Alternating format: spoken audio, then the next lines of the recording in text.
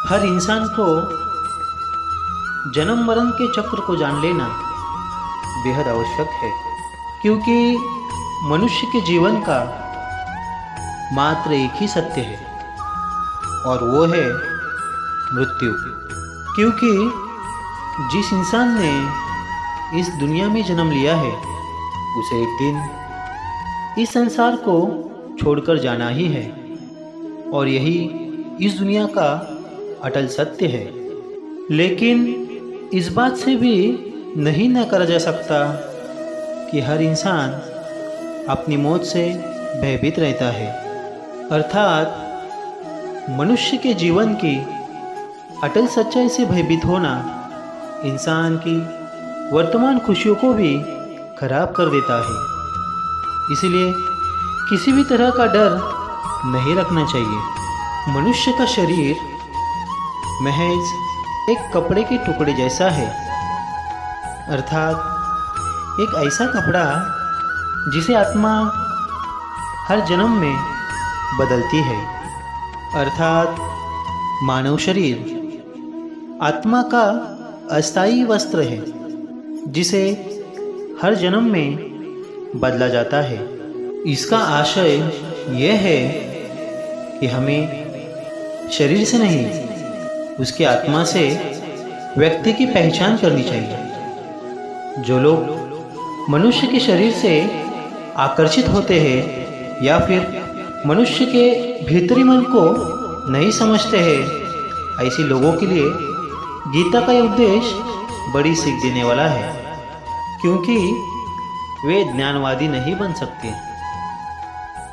वही अगर उनका कर्म भी छूट गया तो वे दोनों तरफ से भटक जाएंगे, और प्रकृति व्यक्ति को कर्म करने के लिए बाध्य करती है। जो व्यक्ति कर्म से बचना चाहता है वह ऊपर से तो कर्म छोड़ देता है, लेकिन मन ही मन उसमें डूबा रहता है।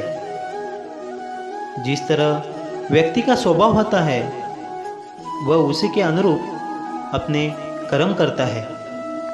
भगवान श्री कृष्ण कहते हैं कि मनुष्य को पहले खुद का आकलन करना चाहिए और खुद की क्षमता को जानना चाहिए, क्योंकि मनुष्य को अपने आत्मज्ञान की तलवार से, अपने हृदय से अज्ञान की संदेह को काट कर अलग कर देना चाहिए। जब तक मनुष्य खुद के बारे में नहीं जानेगा तब तक उसका उद्धार नहीं हो सकता। भगवान श्री कृष्ण भगवत गीता में कहते हैं कि मनुष्य को खुद पर विश्वास करना चाहिए।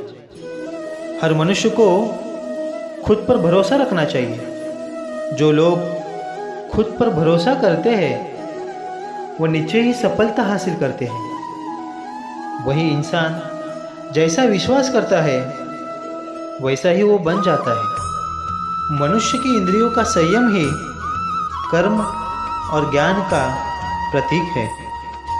मनुष्य के सुख और दुख में मन की स्थिति एक जैसी नहीं रहती। सुख में मनुष्य ज़्यादा उत्साहित हो जाता है और दुख में वह बेकाबू हो जाता है।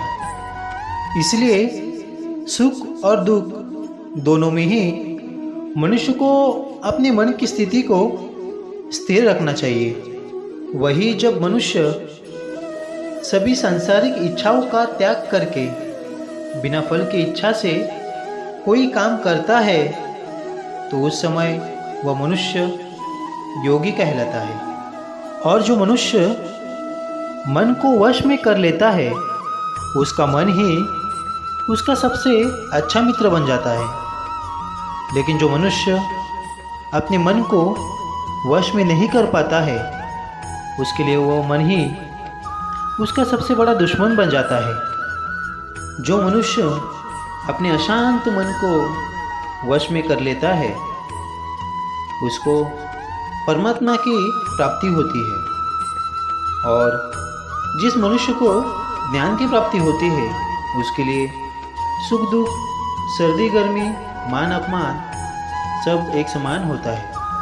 बिना कुछ किए अच्छे कर्म और फल की इच्छा ना करें। जो लोग कर्म नहीं करते और पहले से ही परिणाम के बारे में सोचते हैं, ऐसे लोगों के लिए बिना कुछ किए अच्छे कर्म और फल की इच्छा ना करें। जो लोग कर्म नहीं करते और पहले से ही परिणाम के बारे में सोचते हैं, ऐसे लोगों के लिए भगवत गीता का उपदेश बड़ी सीख देने वाला है। श्री कृष्ण कहते हैं कि इंसान को अपने अच्छे कर्म करते रहना चाहिए और यह नहीं सोचना चाहिए कि इसका परिणाम क्या होगा, क्योंकि कर्म का फल हर इंसान को मिलता है। हर इंसान को अपने कर्म के दौरान कर्म के परिणाम के बारे में बिल्कुल भी चिंता नहीं करना चाहिए और किसी भी काम को चिंता मुक्त होकर शुरू करना चाहिए। जो लोग भगवान को सच्चे मन से मानते हैं, वह अपने पूरी जिंदगी में भगवान को महसूस करते हैं। जो लोग सच्चे मन से भगवान की आराधना करते हैं, भक्ति करते हैं और अपना पूरा ध्यान भगवान की भक्ति में लगाते हैं, वो लोग भगवान के सच्चे भक्त कहलाते हैं। जो मनुष्य परमात्मा के सर्वव्यापी, अकल्पनीय, निराकार, अविनाशी, अचल स्थित स्वरूप की उपासना करते हैं और अपनी सभी इंद्रियों को वश में करके सभी परिस्थितियों में समान भाव से रहते हैं और प्राणियों के हित में लगे रहते हैं, उस पर ईश्वर की कृपा जरूर बरसती है। आपको बता दें कि भगवत गीता में श्री कृष्ण ने अर्जुन से कहा है कि हे अर्जुन, अपने मन को मुझ में स्थिर कर और अपनी बुद्धि को मुझ में लगा ले। इस तरह तो निश्चित रूप से मुझ में ही हमेशा निवास करेगा। हर इंसान को खुद पर पूरा भरोसा रखना चाहिए और अपने लक्ष्य को पाने के लिए लगातार प्रयास करना चाहिए। अगर कोई भी व्यक्ति अपने जीवन में खुद पर भरोसा रखकर लगातार प्रयास करते रहेगा तो निश्चय ही वह एक सफल व्यक्ति बन सकता है। जो लोग पूरे विश्वास के साथ अपने लक्ष्य को पाने का प्रयास करते हैं, वह निश्चय ही अपने लक्ष्य को पा लेते हैं। लेकिन मनुष्य को अपने लक्ष्य को हासिल करने के लिए लगातार प्रयास करते रहना चाहिए। हर व्यक्ति को अपने काम को पहले प्राथमिकता देनी चाहिए। अपने काम को पूरा करने के बाद ही दूसरे का काम करना चाहिए। जो लोग पहले अपने काम नहीं करते और दूसरे का काम करते रहते हैं, वे लोग अक्सर परेशान रहते हैं। हर व्यक्ति के लिए किसी भी तरह की अधिकता घातक साबित हो सकती है। जिस तरह संबंधों में कड़वाहट हो या फिर मधुरता, खुशी हो या गम, हमें कभी भी अधिकता नहीं करनी चाहिए। जीवन में संतुलन बनाए रखना बहुत ज़रूरी है। जब तक मनुष्य के जीवन में संतुलन नहीं रहेगा, वह सुख से अपना जीवन व्यतीत नहीं कर सकेगा। अर्थात मनुष्य को ज़रूरत से ज़्यादा कोई भी चीज़ करने से बचना चाहिए और अपनी ज़िंदगी में संतुलन बनाकर रखना चाहिए। श्री कृष्ण भगवत गीता में कहते हैं कि जो लोग दूसरे की भलाई पर ध्यान नहीं देते और सिर्फ अपना मतलब साधने में लगे रहते हैं, उन लोगों का कभी भला नहीं होता। स्वार्थी लोग दूसरे का मन नहीं जानते, उनको उससे कुछ फर्क नहीं पड़ता। वो खुद के बारे में ज़्यादा और दूसरे के बारे में ना के बराबर सोचते हैं। स्वार्थी लोग बहुरूपी होते हैं। वो अपने स्वार्थ के लिए कुछ भी करने के लिए तैयार होते हैं जो उनके लिए फ़ायदेमंद हो।